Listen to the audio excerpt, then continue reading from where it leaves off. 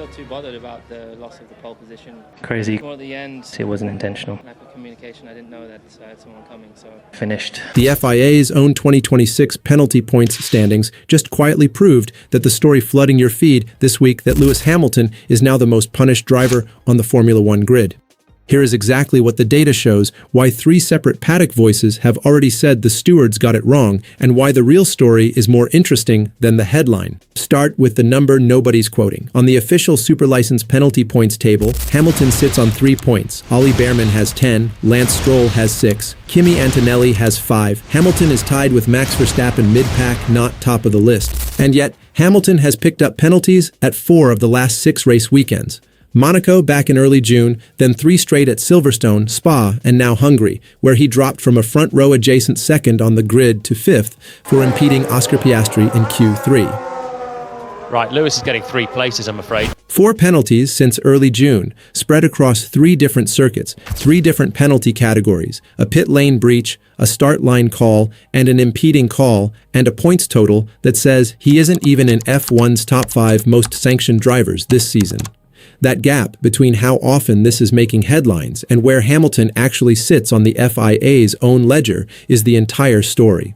This is where Fred Vasseur becomes important because he's now done this twice in back-to-back controversial calls.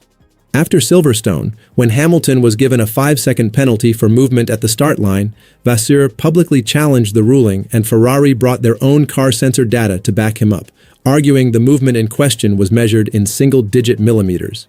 Martin Brundle and David Coulthard, commentating independently of each other on different broadcasts, both said the penalty felt harsh given how marginal that movement actually was. Then at Spa, when Hamilton was penalized for the first lap collision that ended George Russell's race, Vasseur called it mega harsh, and this time he wasn't the only one saying it. Hamilton himself described it as a straightforward racing incident, the kind that happens 10 times a season without a penalty attached. Brundle agreed on air. So did Toto Wolff, Russell's own team principal. And so, remarkably, did Russell the driver, who was actually taken out of the race. When the team principal on both sides of the incident, the leading F1 broadcaster, and the wronged driver himself all say a penalty went too far. That isn't fan noise or team spin. That's a credible cross-team consensus, and it's worth taking seriously before you accept the Hamilton's out of control framing. Beat 1. Here's what we thought we knew. 4 penalties across 4 different weekends looks, on the surface, like a driver who's lost his discipline in his first Ferrari season, or a governing body that's decided to make an example of him. That's the narrative every reaction channel has run with this week, because it's the version that requires no further digging, and it fits the easy story of a 7-time champion struggling to adapt. Beat 2. Here's what the data actually shows once you separate these 4 incidents by how contested they actually were, instead of just counting them like they're identical. Only one of Hamilton's 4 penalties this season was genuinely clean-cut.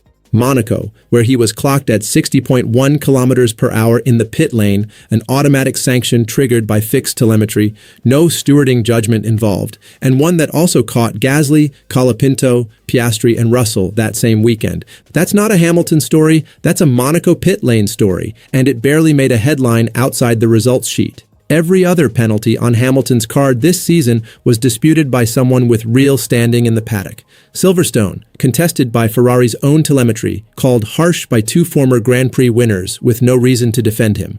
Spa, called mega harsh by Vasseur, backed by Wolff, Brundle, and most tellingly of all, Russell himself. Hungary. Hamilton said he had no visibility of Piastri's approach and believed the session's final runs were already complete.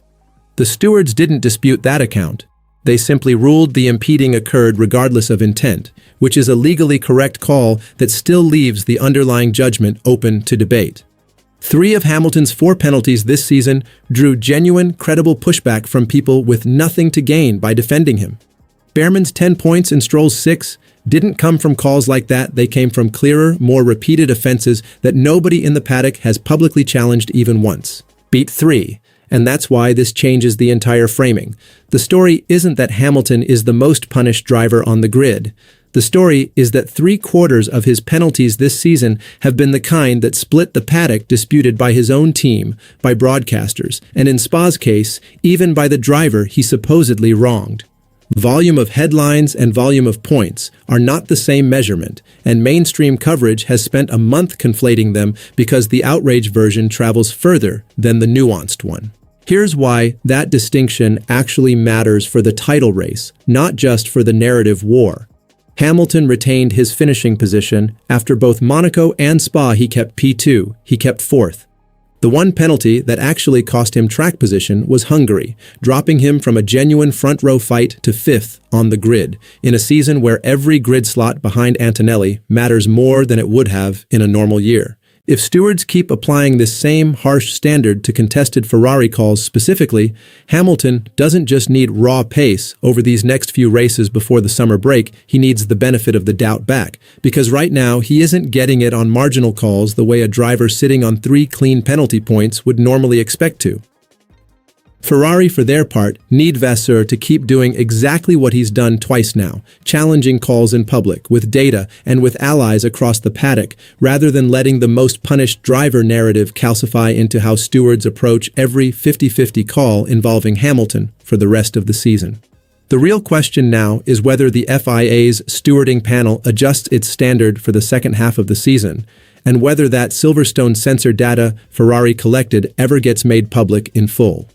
If Vasseur is right that both the jumpstart and the Spa collision calls were wrong and the data eventually proves it, this stops being a story about Hamilton's discipline and becomes a story about a stewarding panel that got it wrong twice in one season against the same driver with his own team, a rival team principal and the victim of the incident all saying so.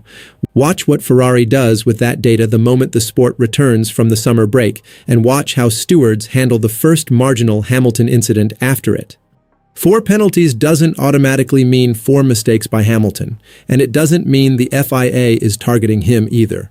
What it actually shows is a stewarding panel applying a harsher standard to marginal calls the moment Ferrari's highest-profile driver is involved, and a media cycle that's happy to count penalties without asking whether they were deserved.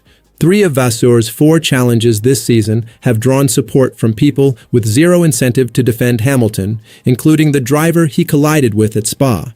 That's not a coincidence worth ignoring. The honest read isn't Hamilton's out of control or FIA is corrupt. It's narrower and more damning. On 50-50 calls, Hamilton currently isn't getting the benefit of the doubt. A 3-point super license should buy him. Until that changes, every marginal incident will cost him more than it costs anyone else on the grid.